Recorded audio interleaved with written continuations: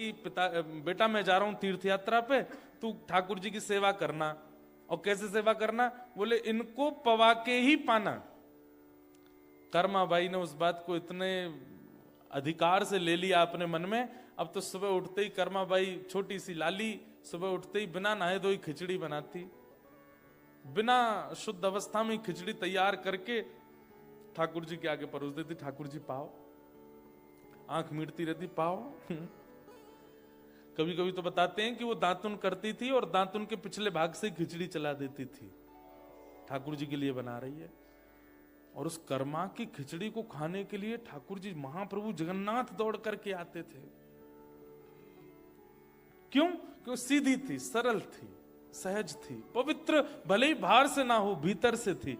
ऐसी उनके विषय में कथा आती है कि एक बार कर्माबाई जब थोड़ी बड़ी हो गई तो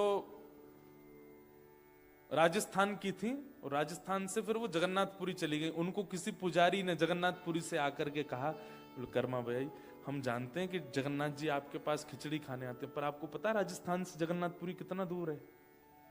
ठाकुर जी दौड़ करके, भाग करके, बीच में कितने निष्ठुर मार्ग से ठाकुर जी आते हैं और आकर के यहाँ खिचड़ी पाते हैं, तुरंत दौड़ करके वापस जाते हैं और वहां पर ब्रह्म वेदी पे खड़े होते हैं। हमने दर्शन किया, ठाकुर जी को कभी यहाँ से छिल जाता है, ठाकुर जी के वस्त्र फट जाते हैं, कभी कुछ श्रम होता है। कर्माबाई बोली, ठाकुर जी इतने साल तक मेरे लिए यहाँ आए, अब मैं सब छोड़ के वहीं रहूंगी। तो कर्माबाई जगन्नाथपुरी चली गई, वहीं रहने लगी।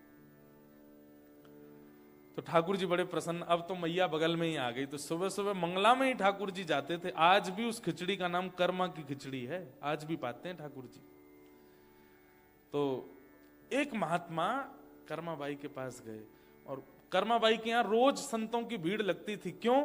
क्योंकि सुबह जब ठाकुर जी आते थे ना, तो ठाकुर जी का कुछ अवशेष उनके घर पर रह जाता था, उसका दर्शन करने आते। आज ठाकुर जी की माला रह गई, आज ठाकुर जी का वस्त्र रह गया, आज ठाकुर जी का चंदन रह गया, आज ठाकुर जी की सुगंधी घर में आ रही है। तो संत आते थे दर्शन करने। एक संत बैठे रहे। कर्माबाई बोली, आपने दर्शन किए ठाकुर जी की माला के? बोले मैंने किए, लेकिन मुझे कर्मा तुमसे बात करनी है। कर्माबाई बोली, बताइए।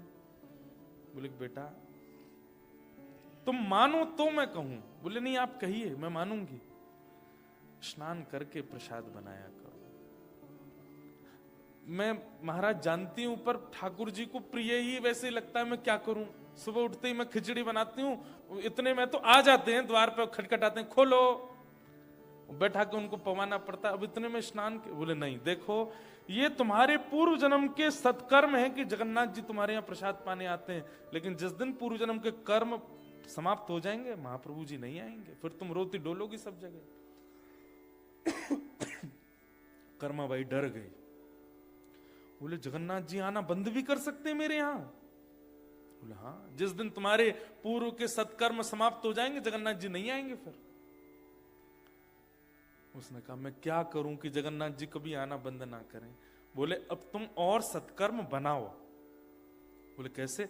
सुबह जल्दी उठो, जल्दी उठ करके पहले समुद्र में स्नान करो, नमकीन स्नान करके फिर घर पे आके शुद्ध जल से स्नान करो, और स्नान करके फिर तिलक स्वरूप लगाओ, गले में कंठी धारण करके, और फिर अन्नपूर्णा मैया को प्रणाम करो, अग्नि में प्रयोग होने वाली लकड़ियों को सिर से लगा लगा के चंदन पुष्प अर्पित करके उनको धरो, फिर अग्नि प्रज्वलित करो, फिर उस कढ़ाई का पूजन करो जिसमें भोग बनेगा, और फिर उसमें एक एक वस्तु डालो, मुख पे पट्टा बांध के बैठो, तुम्हारी श्वास भी नहीं जानी चाहिए। इतने नियम बता दिए कर्माबाई को। कर्माबाई सब लिखती गई, ठीक है कल से ऐसे ही बनाऊंगी। दूसरे दिन कर्माबाई सुबह उठते ही पहले समुद्र स्नान करने गई, फिर घर आके शुद्ध जल से नहाई, एक एक लकड़ी को पूज पूज करके चंदन लगा के धरे। इतने में ठाकुर जी आ गए। खोलो। कर्माबाई जल्दी आई, गेट खोली, चुपचाप बैठ जाओ यहीं पे। ठाकुर जी, सुभद्रा जी, बलभद्र तीनों बैठ गए, और तीनों देख रहे हैं क्या कर रही हैं। अभी तो लकड़ियों का पूजन चल रहा है। बलराम जी के लाला जी का हैरो है। मैया चुप रहो, अभी रुक जाओ, अभी बना रही हूं ना। और रोज ही आते थे ठाकुर जी, तो लकड़ी का पूजन चल रहा है, फिर उसके बाद चूल्हे का पूजन, फिर अग्निदेव का स्मरण किया जाए हो। अग्निदेव प्रज्वलित कर दिए, अग्नि प्रज्वलित हो गई। फिर कढ़ाई आई, कढ़ाई पर चंदन लगाया गया, पूरी पे मट्टी का लेप लगाया गया, जैसे जैसे महापुरुष बता के गए। मुंह पे पट्टा बांध करके आई। ठाकुर जी देख रहे हैं आंख फाड़ के। दाऊ दादा मंगला का समय हो रहा है ना जी, क्या कर रही है ये? और उस दिन ऐसा हुआ, मंदिर से घंटे घड़ियाल बजने लगे, मंगला का समय हो गया, खिचड़ी आधी ही बन पाई और ठाकुर जी दौड़ करके मंदिर पहुंच गए। कर्माबाई की उस दिन खिचड़ी नहीं पाई ठाकुर जी। इतनी रोई कर्माबाई, बस प्राण निकलने को हो गए थे। तब ठाकुर जी आए रात्रि में और आकर के बोले, मां मैं आया तो था, पर तू क्या कर रही थी? एक एक लकड़ी का पूजन कर रही थी, चूल्हा जला दे, उसका ये कर, चूल्हा में बर्तन पूज, ये सब क्यों करना था? और आज तू बड़ी नवी धुबी सी लग रही थी हमको। बोले, आज जैसे शास्त्रों में परंपरा है आपके प्रसादी बनाने की, उस परंपरा से मैं बना रही थी।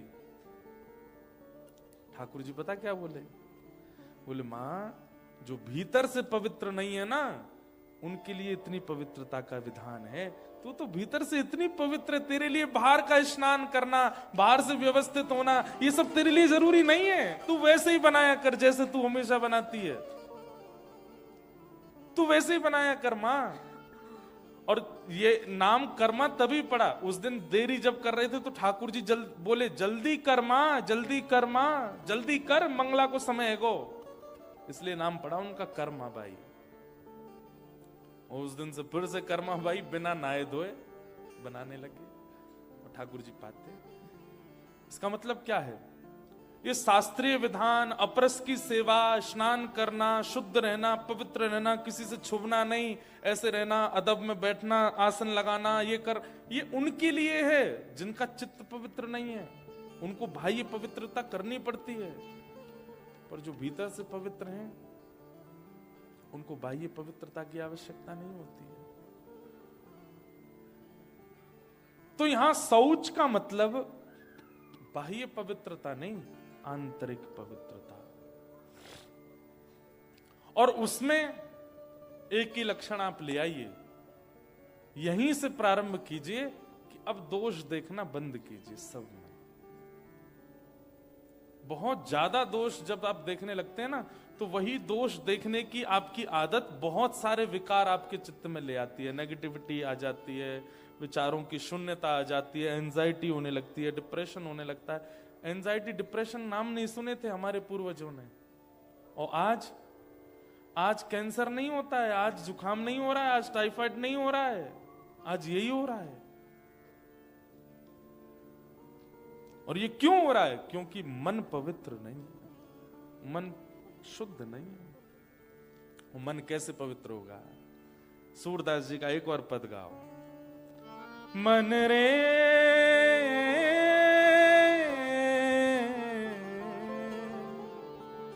कृष्ण नाम कह लीजे, राम नाम कह लीजे। मन रे